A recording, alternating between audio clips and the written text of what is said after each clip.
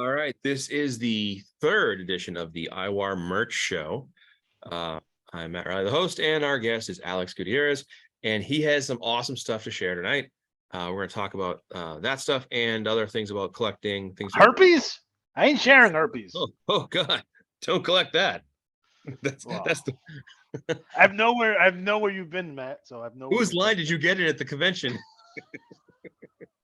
My brings back my thoughts about my favorite chant was from ECW. Smell your fingers. And a friend of my girlfriend was like, what did they just say? And we're like, yeah, we told her. And she's like, this is awful. It is awful. He was not a fan. So yeah, so I see some items here already. And I always say my meager collection. This is my newest thing now. I got these. Oh yeah. That's So a great they have various things. They have this one for Beastmaster.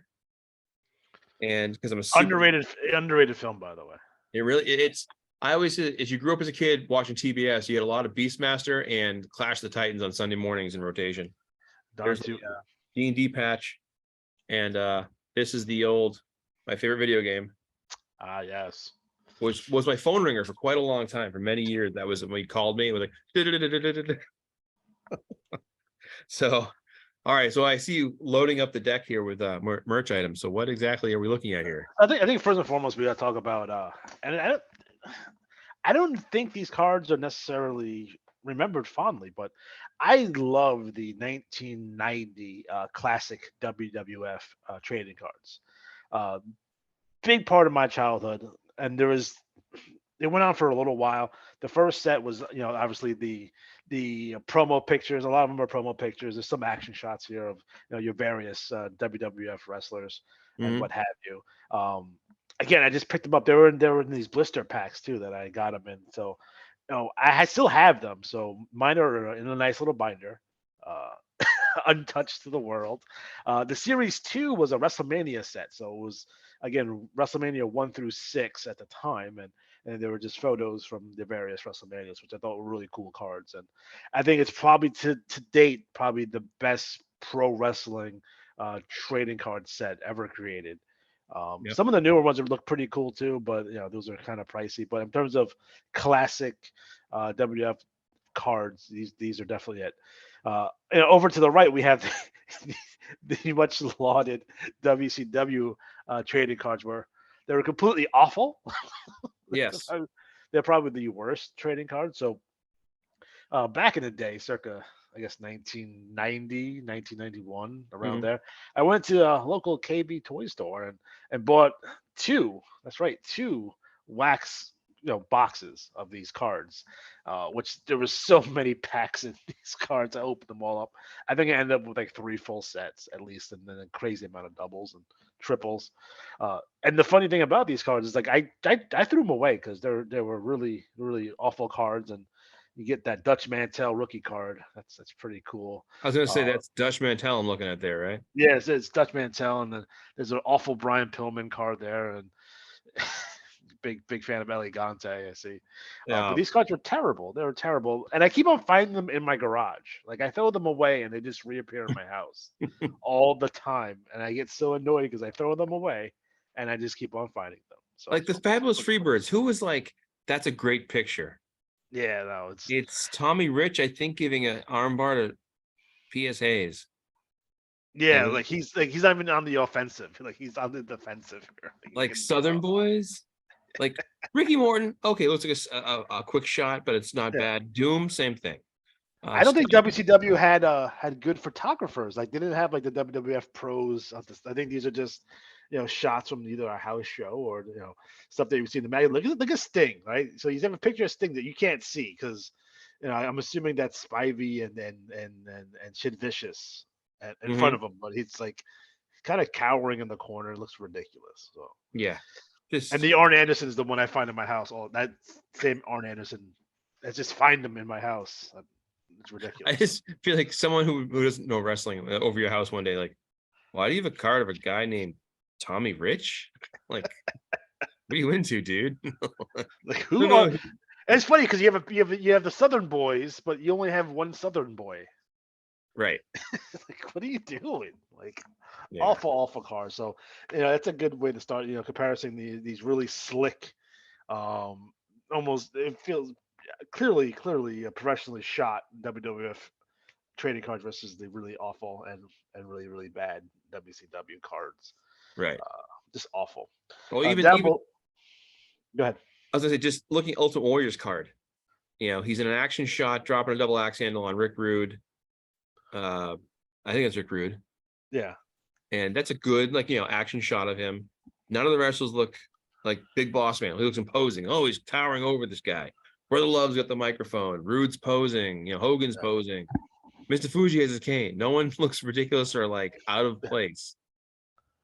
It reminds me of like when you see like families come in for photos like a yeah, professional studio, and there's always like one photo like, you don't use that photo. The WCW did. yeah. Terrible. No quality control on WCW at all.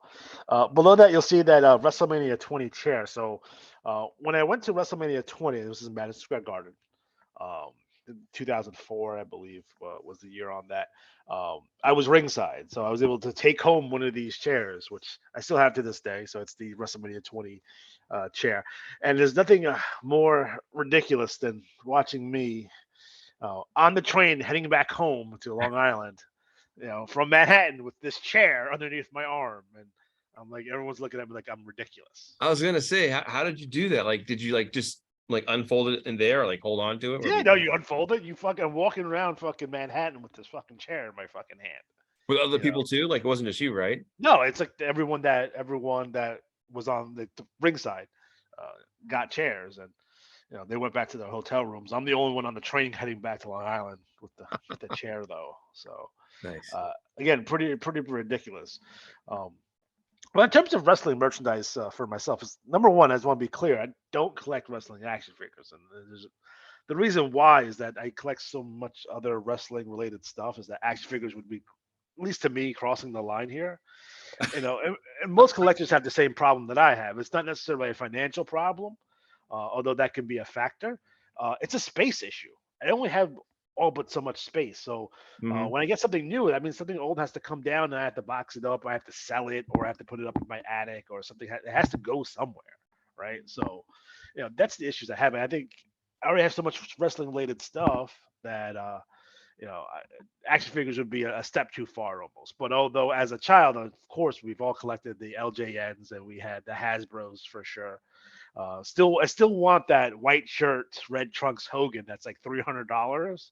I just don't have enough money, or I can't. It's not even that I don't have enough money. I can't justify that to other people that I'm going to spend $300 on this one Hulk Hogan action figure. Unfortunately, although that's my holy grail, I guess you would call it. In terms of like action figures, I but asked about that, like, what is your holy grail? Because Mike was saying, like, pretty much anything he wants to get, he can get action figure wise. yeah, I was trying to think of like what are items like. I mean, even like belts. I know, like, you have some belts, right?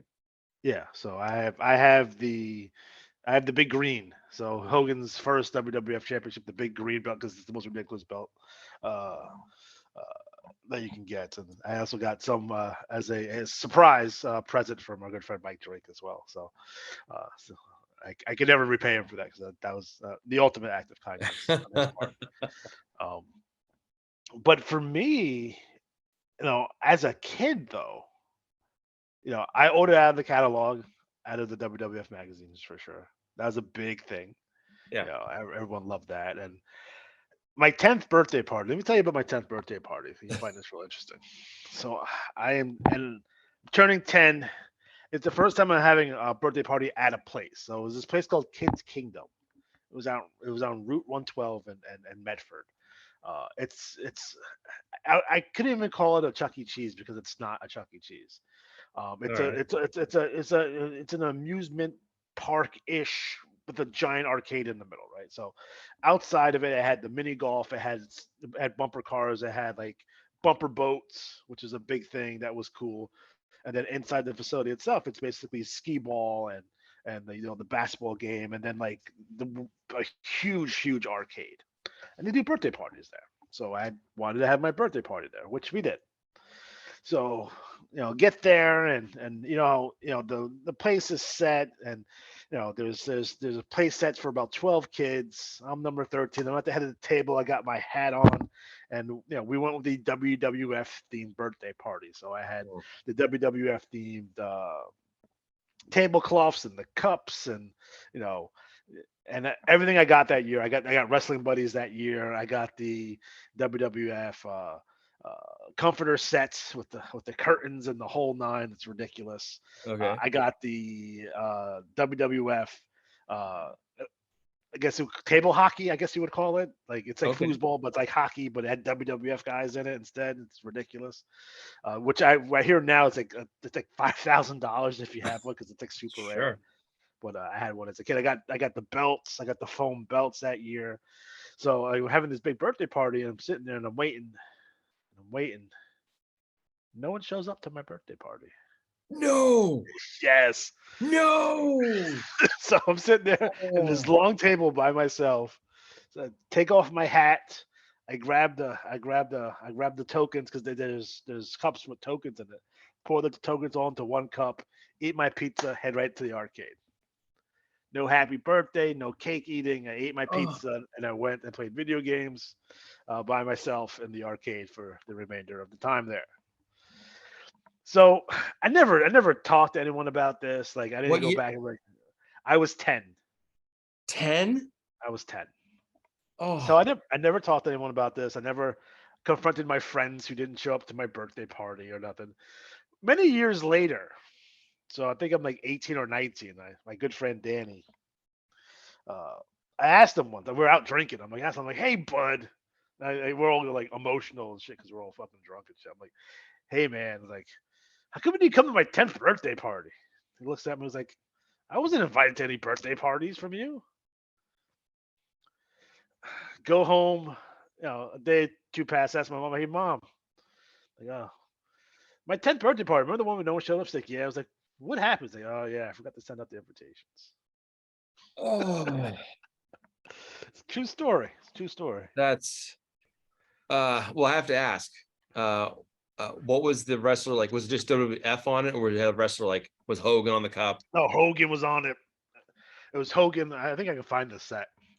Oh my Um, god, this is gonna be an episode of South Park. That's terrible. Oh, um, at least you were like F this and took all the tokens because well, that's yeah, the smart play. because at that point is like they already felt kind of bad for me. It wasn't like it's not the point where I can have a temper. I'm 10 also, so it's like fuck it. I hate my friends. If it happened today, you'd have this video where like, yo man, I'm at what was the place called? Kid Kingdom. I'm at Kids Kingdom.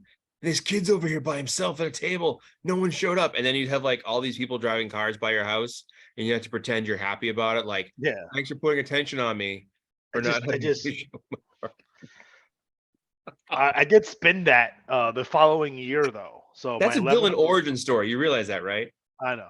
I did spend that the following year and try to make my parents feel guilty. So we had my birthday party at my house, and I made sure kids were coming because I kept on asking, like, "You're coming, right? You're coming, right? You're coming, right? Right?" Because now I'm obsessed, right? Yeah. Um, but I did spend that until convincing my father to purchase me a Sega CD that year, the following year for Christmas. So I ended up getting the Sega CD, Oh, which is another interesting story because I get the Sega CD and I put it in, and my dad spent it was like $300, and this is like 1992 money or 1993 mhm. money, right? So like that's like a whole week's worth of work for my dad. I think it's whole paycheck, right? Um, so I get the Sega CD and I quickly realize that it's fucking awful. It's like it's fucking terrible, and like I'm like I- I'm not really playing it. And my dad's like, you better fucking play that fucking game. I swear to fucking God, I spent so Oh much my, money on it. So I sit there and play fucking like, what was the game? It was one that was like Robert Waldman's like flower CD or some shit. And you can look at flower pictures. And there was this really awful Sherlock Holmes game that was terrible. And then I got Prize Fighter and Night Trap, which was much better. So, well, um, brings up a related question. When it yeah. comes to your birthday, what was the worst wrestling related or just collector's item that you were given. Like, I remember as a kid growing up, my parents would often get me things like, instead of like, Transformers, they got me GoBots, and a lot of them. So not only did I have no Transformers, I had the GoBots. So There's a couple of weird shit that I got that were wrestling related for sure. There was one time for, I think it was at Christmas, that uh my mom, and they used to sell them at mall kiosks and flea markets. There would be like these plaques. So it was a plaque and it had a unautographed picture of The Rock on it, and that was it. So it had like the really cheap engraving on it. It said like, WWF champion The Rock, and it'd be a picture of a rock on it, and then that's that. And that was pretty ridiculous. Um, I hate Funko Pops for that particular reason, because I think Funko Pops are lame. Sorry, guys.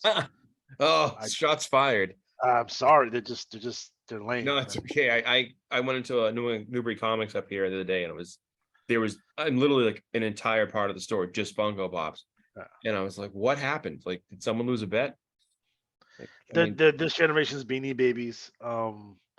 This is the good call. reality of it's the Good call. reality of the Yeah. situation, guys, here with those. And they flooded the market with them at this point, so they're not gonna be worth much anyway down the road. And that's like something my sister, who like wants to get me cool shit but doesn't really know what I like that much. I'm gonna get him a fucking Spider-Man Funko Pop because I know he likes comic books type of shit. Um, and that's the way it goes. It's just like something your grandma gives you that, it's passing by CVS. Oh, it's like Hulk Hogan. I'm gonna grab him that. So like that's what Funko Pop's up to me. The worst present I've ever received was for my I think 17th birthday, or I think it was 17. My girlfriend at the time got me tickets to Rent, the musical, the play in New York City. So we went to Oh, Broadway and went to okay. see Rent. And if you know anything about me now, just picture me at 16. Is anything about you say like, hey, listen, he wants to go see a Broadway show? Absolutely not. She wanted to see the Broadway Of show course. and Yeah. use the excuse of my birthday so I can escort her, because of course it was 2 tickets, and who else am I going to take, right? Oh, jeez. Yeah. That's the one with the minute song. I only know I don't remember the number of minutes, but I remember because I was a theater major, and I had friends with theater majors as well, and they would sing Rent songs Yeah. nonstop. And I also say the thing about a lot of theater majors is they don't have an off button, Yeah. which is okay, but also it's like, do you have other hobbies? Like, um, it's just I would come home and like decompress playing some like PlayStation or something like that. They'd come home and like put on like Rent. Yeah, And like she come was on in with like she was in our school's production of Guys and Dolls that year. So it was like kind of a thing. Mike Drake's very familiar with her sister, that kind of stuff. I mean, it's just not that familiar. Not as familiar as I got, but it's just familiar nonetheless. I just picture But Mike Drake at home like, what the hell? but that's the reality of the situation. So that was the worst present I ever got. Wait, Although I was Mike Drake invited to your 10th birthday party? no, I didn't know Mike Drake at the time. I didn't meet Oh, him until high school. Um, Cause he's a little bit older than me, guys. He's a couple of years on me. It's all good. oh, But yeah, I mean, Funko Pops are lame. Just to recap, Funko Pops lame. Fuck Rent as a musical and a film, by the way. well, bring it back around to possible lame things. Reach arounds. What'd you say? Yes, yes. When it comes to collecting, where do you tell people, or what would you suggest people avoid when it comes to collecting things? What's the worst thing you can do? Like eBay, going to like No, a I mean boutique eBay's store. all the best thing to do about collecting is never start. It's like smoking, because it will consume you. Um, no, just fun. Like it's like it doesn't matter. Like buy what you like. Like it doesn't matter. Like You because need- I have action figures, right? And you would think people would like fucking like make fun of me and shit because I'm a 41-year-old man with Star Wars action figures and Marvel action figures and shit like that. But most people who see, they go into my den and they look at the shit, they're like, oh, this shit is dope. So don't be like We You don't. It's not a maturity thing. It's not like you feel like don't feel funny about it. Like do you just do it. remember the Jesse Ventura "Say No to Drugs" poster? Yeah. We need that poster, but you being like "Say No to Collective." Yeah, it's tough. It's tough because it is very much it's a space issue and it's a financial commitment and uh, Right. the big thing is like you got to figure out what kind of collector you want to be. Do you want to collect shit that you like? Do you want to be a completionist? Like, do you need to get everything? Because some of that stuff can be hard to get or expensive.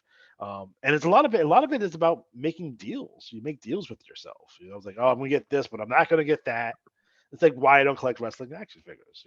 Instead, I go to conventions, I meet wrestlers, and I get autographs. Right. So that's what I do. Um, but it's a constant barking. You're bargaining with yourself, and sometimes your family members or your significant other too. I'm like, Have you and ever become an accidental collector? Like, for example, D&D dice. I used to have like probably a small handful, I and mean, over the years, are we counting Pogs? yeah, that could be anything like that. Just anything like all of a sudden you're like, why the hell do I have 80 of these?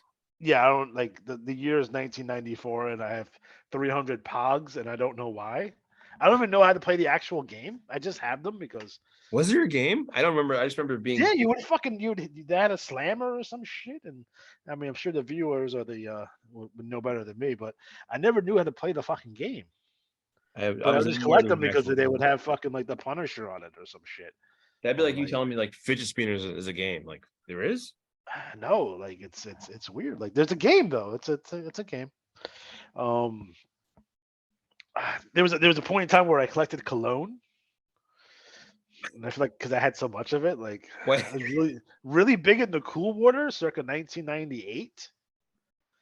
was And that? there was What do you? Calvin Klein, CK1 was a big thing in my house for a Did you while. have your car? A Dakar Noir for sure. How about Nautica?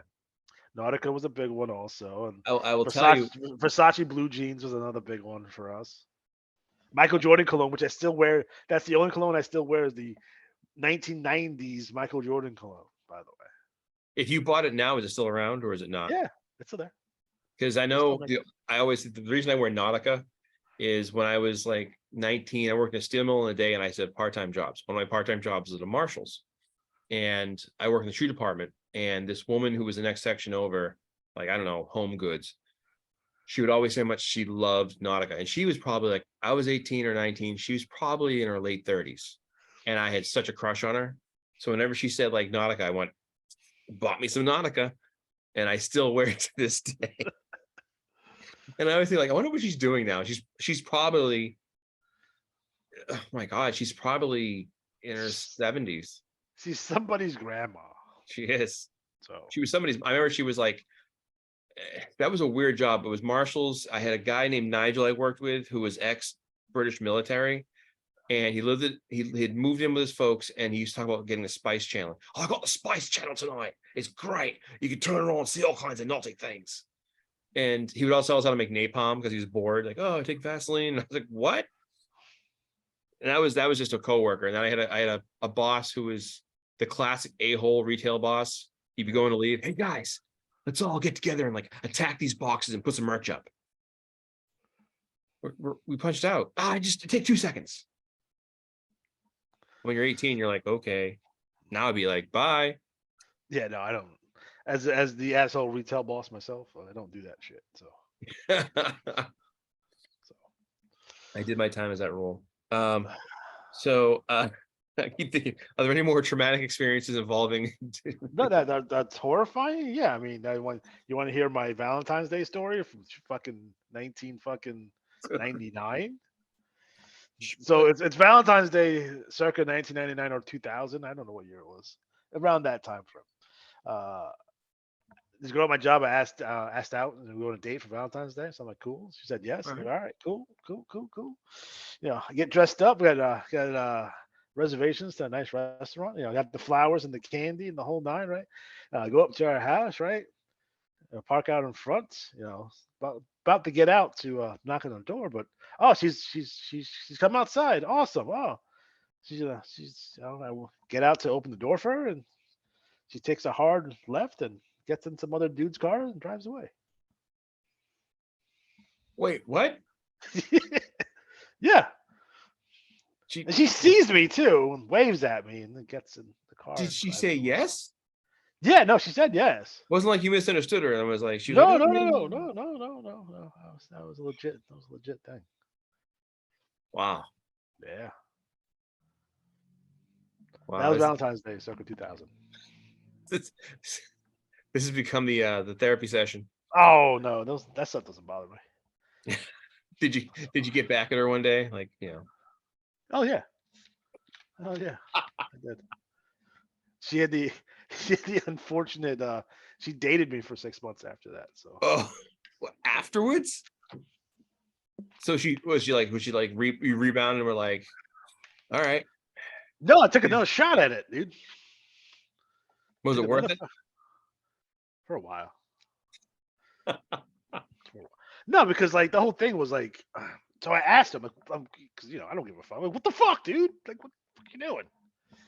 It's like, oh, I had feelings for you. I got so scared. I'm like, fuck you, So scared. bullshit. How old are you during No, this time? 18 maybe. Okay.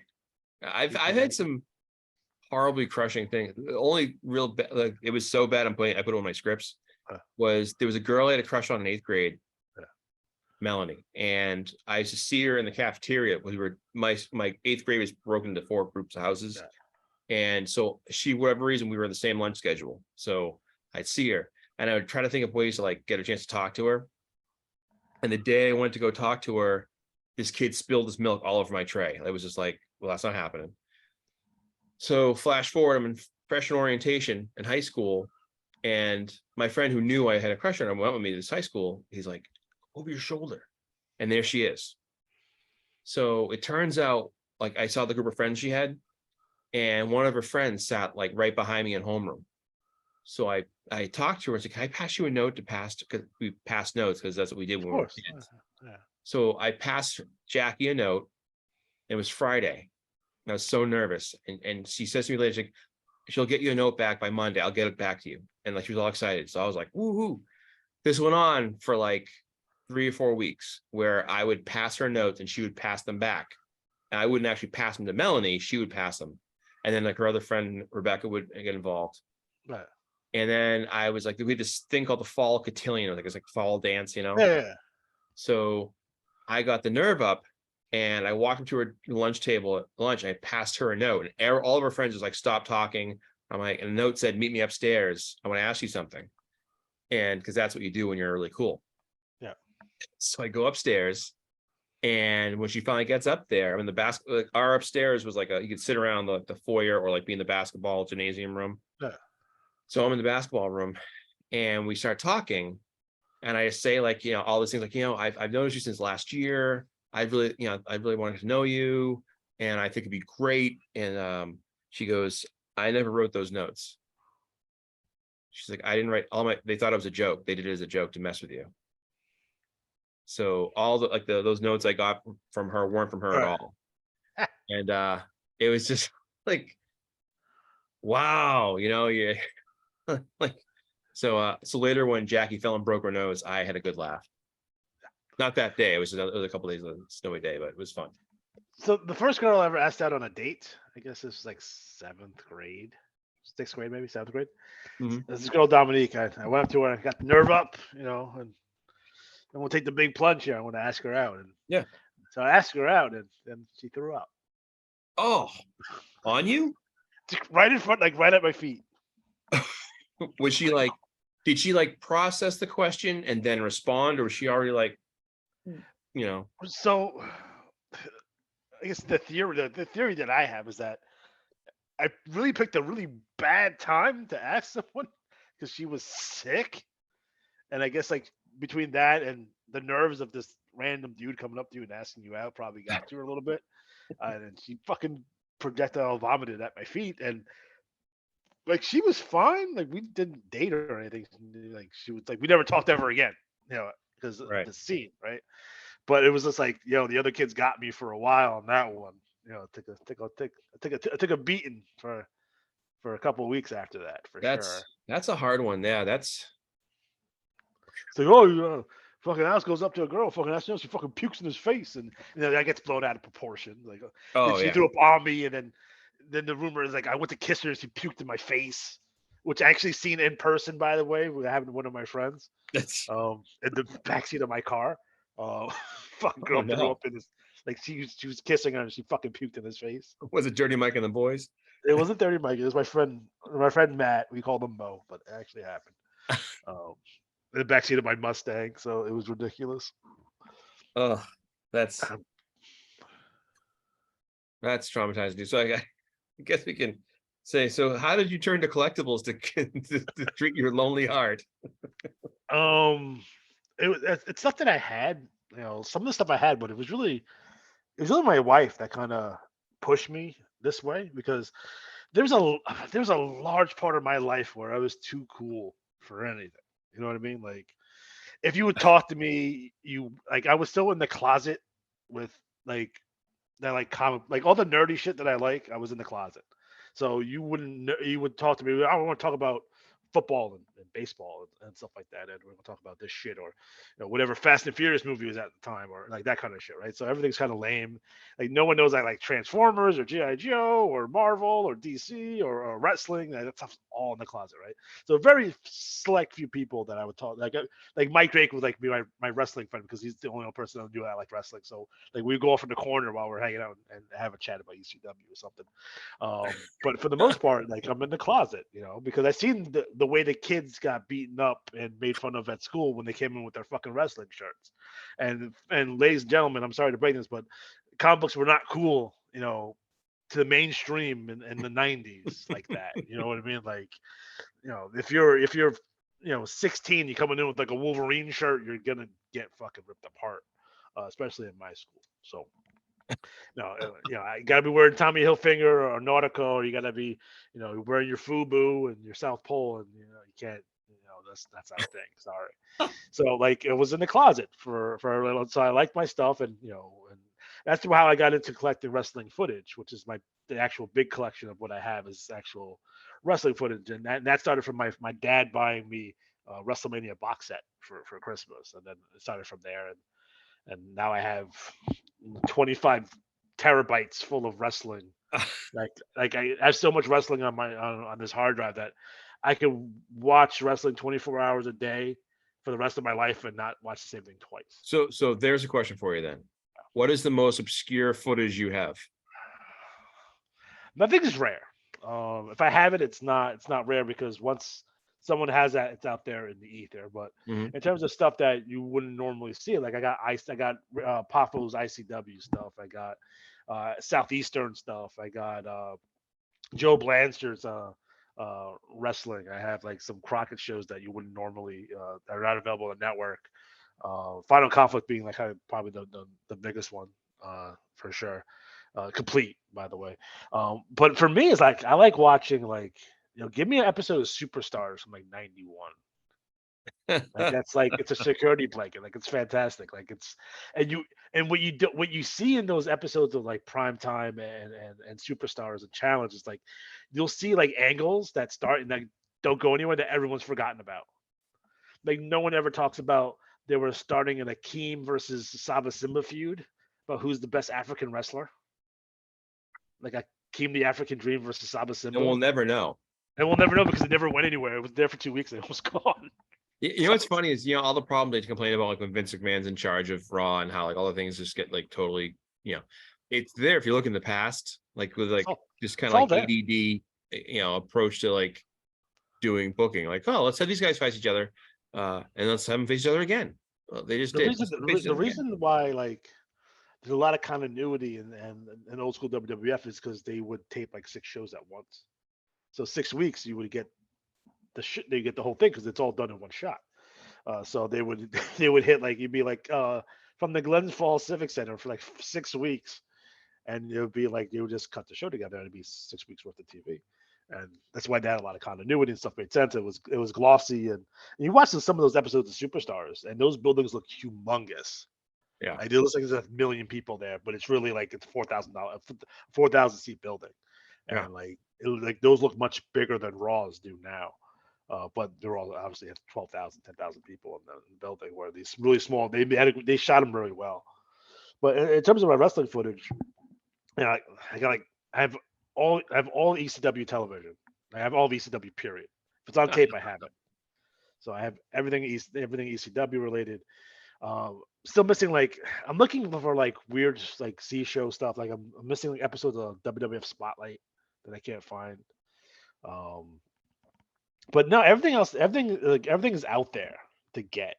Yeah. If you What have the right about sources. for long you heard that Bret Hart versus, was it Mike McGee or Tom McGee, yeah. Tom McGee? And they were like, oh, who's gonna be a big star? And what happened exactly with that? Mega Man Tom McGee just never really went anywhere with him because he was a great athlete, but he wasn't a good wrestler and he had no No. charisma. But I can say this, I don't know if people know this, is that at one point in my life that I had a full collection of Coliseum home videos. I had them all. I had every single Coliseum home. I sold them for a lot of money though. Did you? I Oh, got an offer. And it was in the thousands of dollars. So I sold see, them. yeah, from talking to Mike last episode, he was talking about like, hey, regularly buys and sells.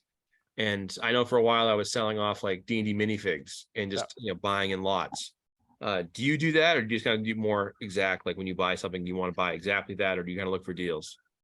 It depends. Like when I put together that Coliseum home video collection, it was stuff that I had, stuff that I bought from it was a mom and pop's video store that went out of business, and they were selling tapes for $1. So I went in a bunch of books for that. And then I finished it off with like, there's a couple of weird tapes out there that were hard to get. Like there's some of the best WWF tapes, like volumes 9, 11, 13 that were hard to get. There's a Hacksaw Jim Duggan tape that was hard to get, which I ended up finding, but I had a complete set though. And that was like, and I sold, and it's funny, it's right. I sold them because I took them all and put them on DVD. So I because it's me, right? So I put them all on DVD. Eventually, I put them on the hard drive. I ripped them off the DVDs, but I have a VHS to DVD recorder, so I can take tapes and I can put them on DVD. The quality is decent. I mean, it's not the best, but Mhm. it's still VHS quality, but it's on a DVD. So I did that for a while. Before I got the hard drives, I used to have them on CDs, and I had a 500 disc changer for DVD, which is ridiculous. That Which I is still have. ridiculous. I have it somewhere, but it's completely insane. Um, that's before I moved over to the hard drives. Now with Plex is what I use now. I can just watch it right on my TV, no problem. It looks great. Eventually, once I finish it, I can invite certain people to watch them as well. So All right, our bell. We are at our 1 minute warning. So I will say I feel bad that we went down memory lanes, tragic incidents, but hopefully I laugh at this shit. It's just hilarious to me. that's like I said, villain origin stories.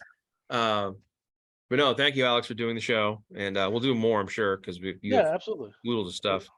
But yeah, Yeah, it's something we'll fun to talk. do. We'll talk about conventions and stuff down the road. My travels to WrestleMania weekends that I did. I did 2 WrestleMania weekends. One weekend I went to 14 wrestling shows in a weekend, which is completely Jeez. insane. But for those of Absolutely. you who haven't heard it in a while, I will say that I, in fact, dig that for sure. I'll Awesome. get that in there. All right, man. Well, thank you very much. All right, you got All it. right, thanks.